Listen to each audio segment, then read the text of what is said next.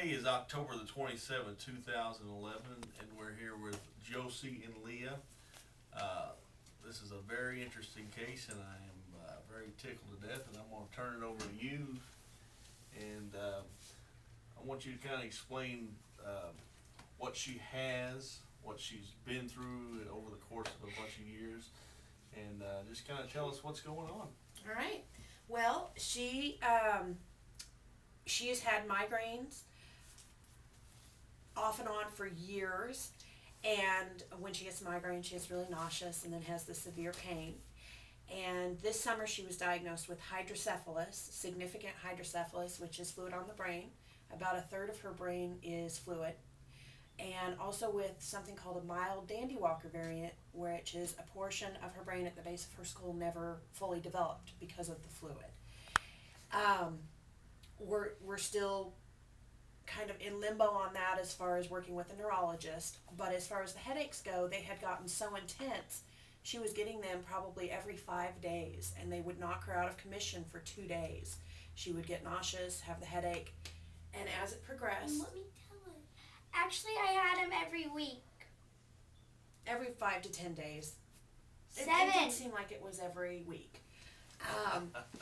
But as we started coming here, they almost immediately, it seemed like they started becoming, Dr. Stinson noticed that the top vertebrae on her back was out of alignment. He looked at her in 1 minute and he noticed right off the bat that her shoulders were slumped funny, and pointed that out to me.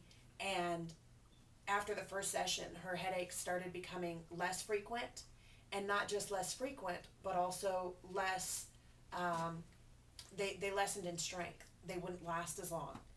And it has now been a full month since she's had a headache, since she's had a migraine, and we're just very, very thankful. Can I go get something real quick? And could you tell me, they couldn't put her on any medication, the neurologist, what would the neurologist do for her as far as treatment for the headaches? He basically just prescribed Phenergan because they couldn't put her on any type of preventative medication, because the hydrocephalus, if the hydrocephalus started causing problems and pressure on her brain or her eyes, the one symptom that I had to look for as a parent seeing her every day was nausea and severe headaches. Well, that's what a migraine is.